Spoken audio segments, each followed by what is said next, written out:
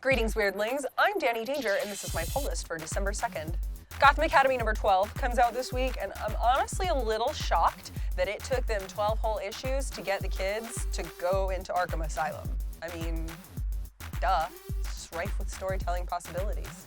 In Prez number 6, Betsy has to get on top of this cat flu situation, so I don't know if she needs to reach out to the CDC. Maybe we'll get to see what the CDC is like in this particular story. That will be interesting. Sensation Comics featuring Wonder Woman number 17 sounds like it's going to be my favorite kind of Wonder Woman story. The kind of Wonder Woman story where she has to decide between punching things and being badass and her compassion.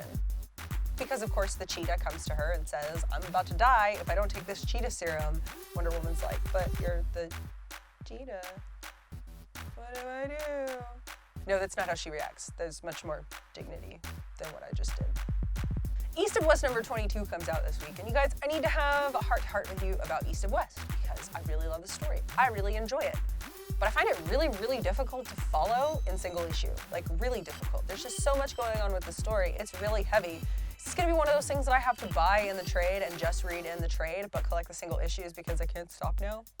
Can't stop, won't stop. In Paper Girls number 3, it looks like we're going to address our little bully character, which is good for me because there was a lot of controversy about that first issue. She used a lot of homophobic slurs, but this is a product of the time that it takes place, and AIDS had just broken out. So it's Brian K. Vaughan. I trust him to really follow the character through and look a little bit into her past and see why she has these issues. Rocket Girl is back in issue number 7, and I'm really excited because she's been chilling in the 80s, hanging out for a little while, and now the past and her present, but our past and then her future, which is our current, I don't know how that works, but past and the future are at war and everything's really difficult for people in the present, so this should be fun. I love temporal tomfoolery. They're Not Like Us number 10 comes out this week, and I'm really enjoying this story. For those of you who haven't read it, I just added it to my pull list very recently. It's kind of like an alternate version of the X-Men storytelling, sort of that like magical kids trying to figure out what's going on in their lives. You should definitely check it out. It's really good, but I'm excited because there's been kind of this lull in action in the story recently, and you think, you know, this one guy is going to help the group, but I don't think he is, so all of that's about to resolve itself. I have a feeling. I don't actually know. I'm gonna use my ability to look into the future and say with certainty that I don't know. In all new, all different Avengers number 2, it looks like our story is about to kick up because right now, so many of the future Avengers are not doing anything. They're just chilling out, but there's going to be an intergalactic threat, and now everyone's gonna get together, and Kamala's finally gonna get to be on the Avengers, yes!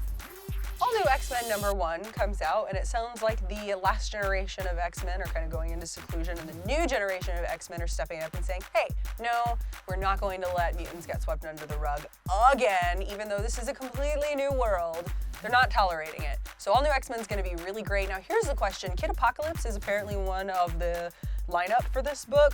Where is Quentin Quire? Where the hell is you guys? Cheeky little shit. Marvel's putting out a ton of really great titles this week. There's also a couple number 1s I want to check out. Daredevil number 1 and Totally Awesome Hulk number 1 because totally awesome. Duh. I can make that dirt face. Toil and Trouble number 4 comes out this week, and I'm really excited. I think I'm just going to reread this one from the beginning all the way to the current because I'm really loving it. If you were into Shakespeare, this is a great book for you. I really want to do like a cosplay trio of these 3 characters. They're some of the most beautifully designed characters I think that have come out in a book this year. Also, I can't forget Survivors Club number 3, Bob's Burgers number 6, and Black Science number 18. Hey, before we respond to some comments, you should really think about your life choices. Have you chosen to like, share, and subscribe to our videos? If you haven't, you should reconsider. You know, theoretically you only have one life. You should spend it with us. Painted Sway said that they started the first trade of Saga and were wondering if the story holds up.